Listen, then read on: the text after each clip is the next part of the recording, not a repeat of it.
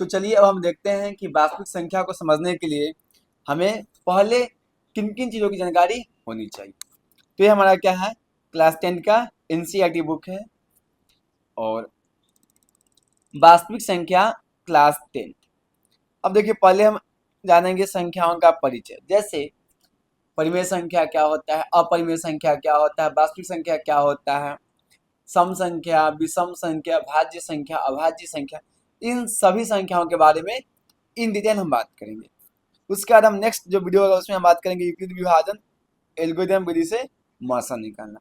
उसके बाद जानेंगे अभाज्य गुणनखंड विधि से मौसा तथा लसा निकालना। अपरिमेय संख्याओं को सिद्ध करना, जैसे सिद्ध करें कि √5 क्या है, एक अपरिमेय संख्या है। सिद्ध करें कि 3 प्लस √5 क्या है, एक अपरिमेय संख्या। उसके बाद हम बात करेंगे दशमलव प्रसार के बारे में। चलिए हम देखते हैं फर्स्ट जो टॉपिक हमारा है वो है संख्याओं का परिचय। तो संख्याओं का परिचय में क्या क्या जानेंगे, प्राकृत संख्या के बारे में, पूर्ण संख्या, पूर्णांक, सम संख्या, विषम संख्या, भाज्य संख्या, अभाज्य संख्या, सह अभाज्य संख्या, परिमेय संख्या, अपरिमेय संख्या, वास्तविक संख्या और काल्पनिक संख्या। इन चीजों के बारे में हम जानेंगे। अपने इन सभी के बारे में क्लास 9th में भी पढ़ा होगा, लेकिन जो लोग को याद नहीं है उनके लिए क्या होगा, एक यहाँ पे रिवीजन टाइप का वीडियो हो जाएगा जहाँ पे आप क्या कीजिएगा, पुराने टॉपिक को रिवाइज कर लीजिएगा। तो एक रिवीजन है क्लास 9th का, ताकि हम क्या कर सके, अपना जो फर्स्ट एक्सरसाइज है 1.1 उसको बहुत अच्छे से समझ। तो देखिए पहला हमारा है प्राकृत संख्या, जिसको हम बोलते हैं इंग्लिश में नेचुरल नंबर। अब देखिए नेचुरल नंबर क्या होता है, तो कोई भी चीज अगर देखिएगा हमारे आसपास क्या होता है, वह एक होता है, 2 होता है, 3 होता है, 4, जो वाकई में नेचर में एग्जिस्ट करता है। जो नहीं है वो नहीं है। जैसे अगर हम बोलेंगे कि मेरे पास, तो मेरे पास कार कितना हो सकता है, या तो 1 हो सकता है या तो 2 हो सकता है। मेरे पास कलम कितना हो सकता है, 1 हो सकता है, 2 हो सकता है। तो इसको हम क्या बोलते हैं, परिभाषा के रूप में बोले तो गिनती की संख्या, जिसको हम लोग गिनते हैं 1 2 3 4 5 6। जैसे मेरे पास क्या है, तो मेरे पास 3 कलम है, 1 कलम, 2 कलम, 3 कलम। तो अगर हम परिभाषा की बात करें तो गिनती की संख्या को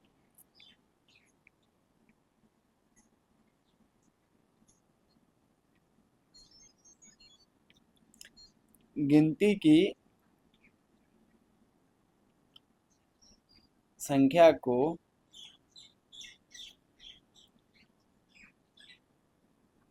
प्राकृत संख्या कहते हैं।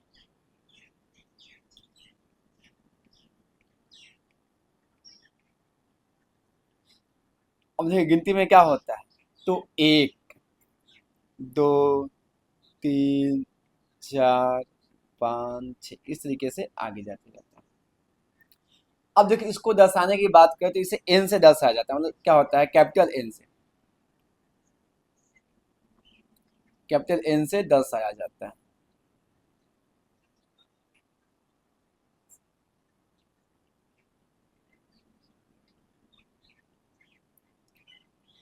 अब आते हैं हम नेक्स्ट की बात करें, पूर्ण संख्या। अब देखिए जब इसी गिनती की संख्या में जीरो को शामिल कर दिया तो क्या बन गया, पूर्ण बन गया। तो ये क्या हो जाएगा, होल नंबर क्या होता है, तो सिर्फ जो गिनती की संख्या है उसी में हम क्या करेंगे, बस एक जीरो को ऐड कर देंगे। अब गिनती की संख्या क्या था हमारा, तो 1 2 3 4 5 6 इस तरीके से संख्या था। मान लो कि एक क्या है, थैला है। अब इसमें हम जीरो को इंक्लूड कर दिए तो क्या बन गया, पूर्ण संख्या बन गया।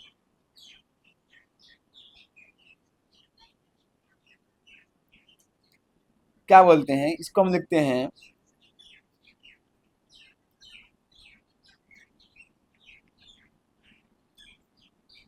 प्राकृत संख्या में शून्य, जिसको बोलते हैं जीरो, शून्य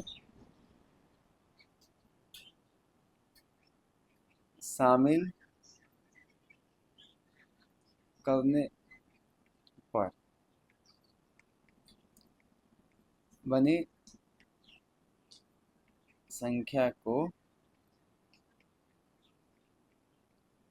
पूर्ण संख्या कहते हैं। अब देखिए क्या है हमारे पास, गिनती की संख्या, बस उसमें क्या किए हम, जीरो को ऐड कर दिए।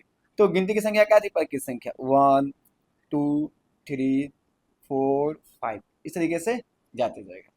अब हम क्या किए, जीरो को हम ऐड कर दिए, तो क्या बन गया हमारा, पूर्ण संख्या बन गया। अगर बात करें कि पूर्ण संख्या को दर्शाते किससे हैं, तो इसको कैपिटल डब्ल्यू से दर्शाते हैं, क्योंकि इसको हम क्या बोलते हैं, होल नंबर। तो जो फर्स्ट लेटर जिसका डब्ल्यू है उसको हमने ले लिया, तो ये क्या हो गया, हमारा पूर्ण संख्या बन गया। अब हम बात करते हैं पूर्णांक। अब देखिए जो पूर्ण संख्या था उसमें क्या, जैसे प्लस का साइन था, जैसे हमने क्या लिखा था पूर्ण संख्या में, यहाँ पे 0 1 2 3 4 5, ये सब क्या था, पूर्ण संख्या। अगर यहाँ पे क्या था, सब में प्लस का साइन था, मतलब धनात्मक चिन्ह था। अब हम क्या करेंगे, इसमें अगर ऋणात्मक चिन्ह भी लगा दें, जैसे plus minus plus minus plus minus plus minus, तो अगर इसको हम संख्या रेखा पर दर्शाए तो क्या हो जाएगा, ये हो जाएगा हमारा 0, ये हो जाएगा प्लस का 1, ये क्या हो जाएगा प्लस का 2, ये क्या हो जाएगा प्लस का 3, इस तरीके से आगे जाएगा।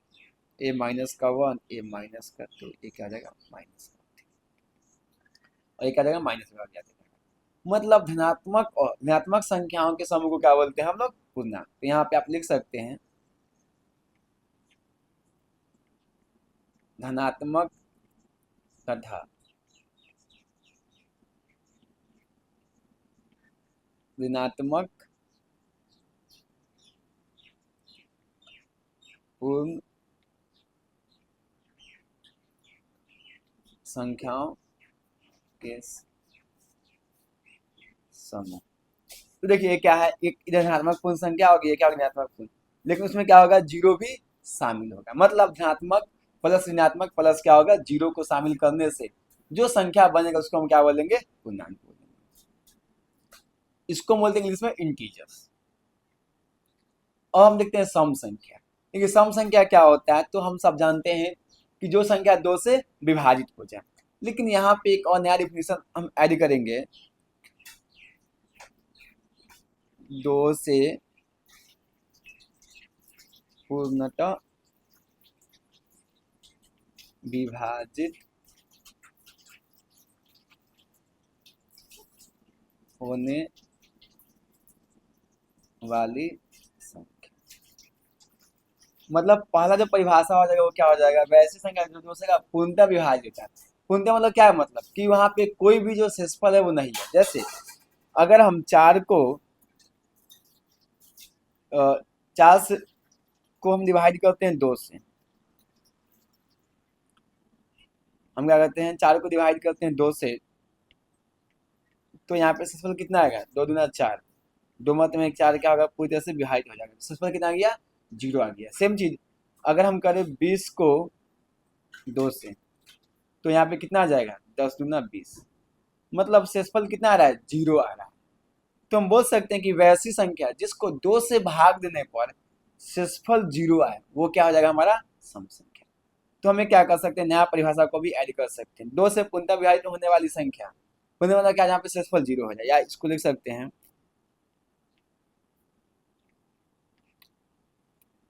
वैसी संख्या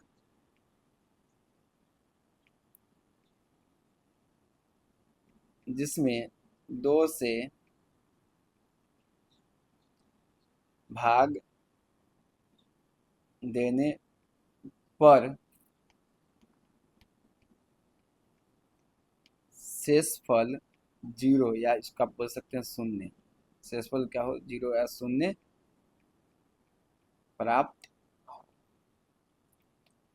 एग्जाम्पल क्या हो जाएगा, दो चार छ आठ, इस तरीके से। अब देखिए एक और चीज हो जाएगा यहाँ पे, तो सम संख्या क्या होगा, तो आप बोल सकते हैं कि यहाँ पे टू क्यू हो जाएगा, टू क्यू प्लस टू हो जाएगा, टू क्यू प्लस यहाँ पे फोर, ये सब क्या है, सम संख्या। अब देखिए जहाँ क्यू की जगह आप कुछ भी रखिए, जीरो रखिए, वन रखिए, टू रखिए, मतलब यहाँ पे क्यू की जगह पे कोई भी धनात्मक पूर्णांक रखिए, देखिए एक संख्या क्या आ रहा है। जैसे ये हम देखिए टू क्यू प्लस टू, यहाँ पे हम क्यू की जगह पे पाँच रख देते हैं, तो क्या हो जाएगा, दो गुने पाँच प्लस दो, मतलब क्या हो गया, संख्या 12 आ गया। और देखिए 12 क्या होता है, तो 12 एक सम संख्या होता है। अब देखिए विषम संख्या वैसी संख्या जो 2 से पूर्णतः विभाजित न हो। 2 से पूर्णतः विभाजित न हो, या 2 से भाग देने पर, या फिर 2 से भाग देने पर शेषफल हमेशा 0 या फिर क्या हो, शेषफल क्या होगा, यहाँ पे विषम संख्या है ना, तो शेषफल क्या होगा, हमेशा शेषफल हमेशा 1 प्राप्त हो। जैसे हम ले लेते हैं 5, 3, 7, 9, 11। अब देखिए इस संख्या को क्या कीजिए, अब भाग दीजिए 2 से, 9 को देखते हैं, 4 दूना क्या हो जाएगा 8, शेषफल कितना आ गया 1। मतलब किसी भी संख्या को 2 से भाग दिया क्या होगा, शेषफल हमेशा क्या होगा 1 ही आएगा। इसका अगर कुछ कॉमन रूप देखो तो क्या हो जाएगा 2 प्लस 1, 2 प्लस 2, सॉरी 3, 2 प्लस 5। मतलब यहाँ पे जो रिमाइंडर वो क्या है, 1 आएगा, 3 आएगा, 5 आएगा। अगर हम इसको a बराबर बी क्यू प्लस आर के फॉर्म में देखें तो ये सब क्या हो गया हमारा विषम संख्या। अब आते हैं भाज्य संख्या। देखिए भाज्य मतलब होता है कंपोजिट नंबर, मतलब वैसी संख्या जो एक और खुद के अलावा किसी अन्य संख्या से विभाजित हो जाए। जैसे अगर कुछ हम नंबर की बात करें तो हमारे पास नंबर यहाँ पे हो गया 9। अब देखिए इस 9 में हम 1 से और 9 से तो भाग आए, मतलब 1 के पढ़ा में 9 के पढ़ा में तो आएगा। उसके अलावा 3 भी एक ऐसा नंबर है जिससे क्या होता है 9 में भाग लग जाता है और शेषफल क्या हमारा 0 आएगा। पूर्णतः विभाजित करने का मतलब क्या होता है कि शेषफल क्या है वहां पे 0 है। सेम चीज आप ले लीजिए 12 को। अब देखिए 12 की बात करें तो 12 क्या होता है, 1 से कटेगा, 2 से कटेगा, यहाँ पे 3 से कटेगा, 4 से कटेगा, यहाँ पे 6 से कटेगा और क्या हो जाएगा 12 से। अब देखिए इसका 2, 2 4, 2 6, कितना गुणनखंड हो गया 6 गुणनखंड इसका है।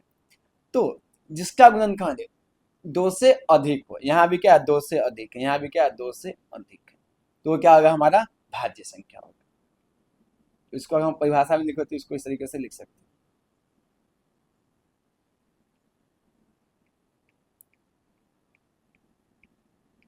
वैसी संख्या जिसका गुणनखंड 2 से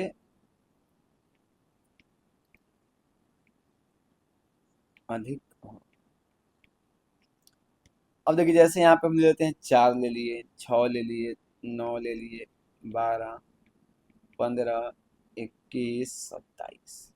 अब देखिए हम 27 को करते हैं, 27 की हम बात करें तो 27 की होगा 1 से कटेगा, 3 से, 9 से और 27 से। इसका गुणनखंड क्या है 1, और 27 के अलावा क्या है 3 और 9 भी है, तो क्या हो जाएगा हमारा भाज्य संख्या हो जाएगा। अब देखिए अभाज्य क्या होगा, तो जिसका गुणनखंड क्या हो केवल 2, हम देखते हैं।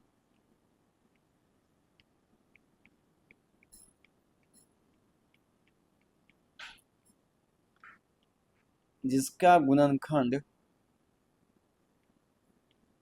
केवल 2 हो,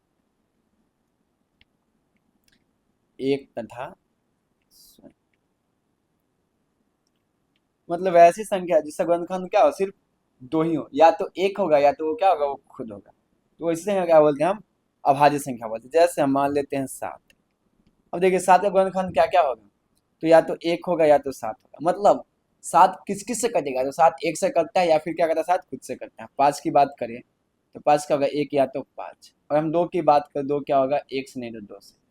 अब देखिए 1 का सिर्फ गुणनखंड 1 है, तो 1 क्या है न तो भाज्य न ही अभाज्य है, तो 1 क्या है न भाज्य न अभाज्य, मतलब एक क्या है,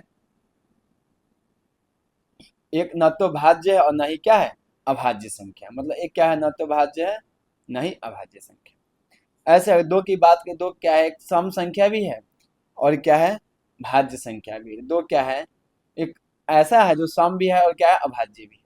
तो इसको क्या लिखेंगे यहाँ पे,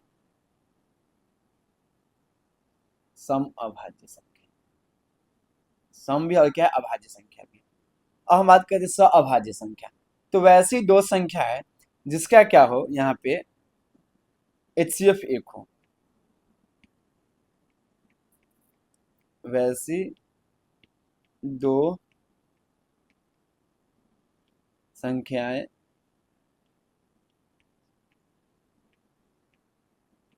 जिसका HCF एक हो। जैसे हम ले लेते हैं 17 और 19, 15 और 4, 13 और 19, ये सब क्या है हमारे पास वैसी दो संख्या है जिसका HCF क्या है एक है। अब आते हैं परिमेय संख्या की बात करें। तो अगर किसी संख्या को हम P बाई क्यू के फॉर्म में लिख देते हैं, जहाँ पे P और Q क्या है पूर्णांक है, पूर्णांक मतलब क्या प्लस माइनस वाला हो सकता है, और Q क्या है तो not equal to zero, Q क्या है जीरो के बराबर नहीं है, तो वो क्या कहलाएगा हमारा परिमेय संख्या कहलाएगा। जैसे अगर हम बात करें तो 4/5। अब देखिए यहाँ पे क्या है P भी है, यहाँ पे Q भी है, 0/5। अब देखिए यहाँ पे P भी है Q भी है, और P कुछ भी हो सकता है, खाली Q पे जीरो नहीं। अब देखेंगे 4/0, P यहाँ पे Q, लेकिन यह क्या होगा नॉट इक्वल टू परिमेय। क्यों, क्योंकि परिमेय के डिफिनेशन क्या होता है कि Q जो है वो जीरो के बराबर नहीं होना चाहिए, मतलब नीचे जीरो नहीं होना चाहिए, तो क्या होगा परिमेय नहीं होगा। ये परिमेय है, ये भी क्या है परिमेय। तो कोई भी संख्या जिसको हम क्या कर सकते हैं पी वाई के रूप में लिख सकते हैं, जहाँ पे क्यू क्या हो नॉट इक्वल टू जीरो, मतलब नीचे वाला क्या हो जीरो नहीं, ऊपर वाला कुछ भी हो सकता है, माइनस नहीं हो सकता, -4/3 ये भी क्या है परिमेय संख्या, -9/10 ये भी क्या है परिमेय संख्या। बस नीचे क्या होना चाहिए जीरो नहीं होना चाहिए। अब देखिए अपरिमेय संख्या जिसको हम पी वाई क्यू के रूप में नहीं लिख सकते, मतलब पी वाई क्यू के रूप में नहीं लिख सकते, जहाँ पे क्यू क्या हो नॉट इक्वल टू जीरो। अब देखिए यहाँ पे है वास्तविक संख्या, तो परिमेय प्लस अपरिमेय, मतलब परिमेय और अपरिमेय संख्याओं के मिलकर क्या बनता है वास्तविक संख्या।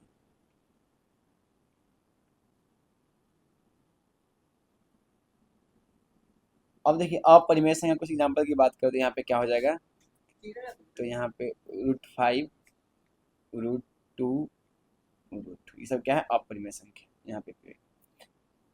अब देखिए जो यहाँ पे जैसे ये हमारा क्या है नंबर लाइन, तो नंबर लाइन पे हम जिसको दिखा सकते हैं, जैसे यहाँ पे आता है 1, यहाँ पे 2, यहाँ पे 3, यहाँ पे होगा -1, यहाँ पे होगा -2। अब देखिए इसके बीच में बहुत सा संख्या है, जैसे 1 और 2 के बीच में क्या होगा, और 1 और 2 के बीच में क्या होगा, तो √3 इसके बीच क्या होगा, √5 क्या होगा, तो इसके बीच का होगा। तो सब क्या संख्या रेखा के बीच में दर्शाते हैं, और हमने 9th क्लास में √3 को √5 को क्या किया था संख्या रेखा पे दर्शाया था। तो यहाँ पे आ जाएगा कि वैसी संख्या जिसको हम क्या कर सकते हैं, इसको हम बोलते हैं रियल नंबर को वास्तविक संख्या,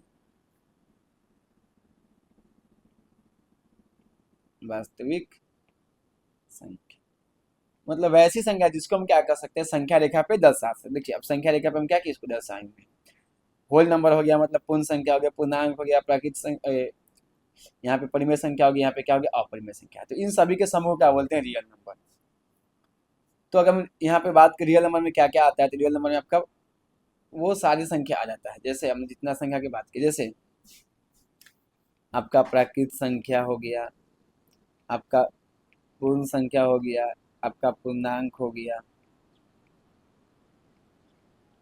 आपका परिमेय हो गया, आपका अपरिमेय हो गया।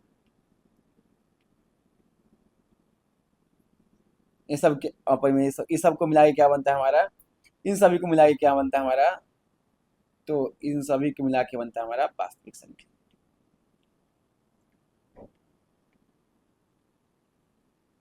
अब देखिए सबसे बड़ा संख्या क्या हो जाएगा, वास्तविक संख्या। सबसे छोटा प्राकृतिक संख्या, उससे बड़ा ये, उससे बड़ा ये। अब देखिए काल्पनिक संख्या, अगर रूट के अंदर क्या हो गया, माइनस आ गया, जैसे -3, रूट अंदर आ गया -5, तो उसको क्या बोलते हैं, काल्पनिक संख्या, जिसको हम संख्या रेखा पे नहीं दिखा सकते, जिसको हम संख्या रेखा पर नहीं,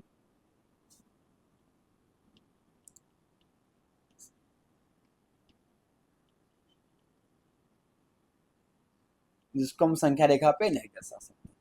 तो हमने क्या किया, ऑलमोस्ट जितने भी पुराने चीज थे उसको हमने पढ़ लिया। अब आगे हमारा आएगा यूक्लिड विभाजन एल्गोरिथम विधि से मस्त निकालना, तो उसको हम बाद में देखेंगे। पहले हमने क्या किया, इस वीडियो में हमने जो बेसिक चीजें थी इस चैप्टर को पढ़ने के लिए, उसको हमने पढ़ लिया। तो अब हम क्या करेंगे, नेक्स्ट हम क्या करेंगे, अपना जो हमारा प्रश्नावली 1.1 है उसके कॉन्सेप्ट और उसके क्वेश्चंस को देखेंगे। प्रश्नावली 1.1 और उसके क्वेश्चंस को देखेंगे। तो फिर मिलते हैं हम लोग एक नया वीडियो में, तब तक के लिए ऐसे ही पढ़ाई करते रहें, स्टे मोटिवेटेड, कीप लर्निंग।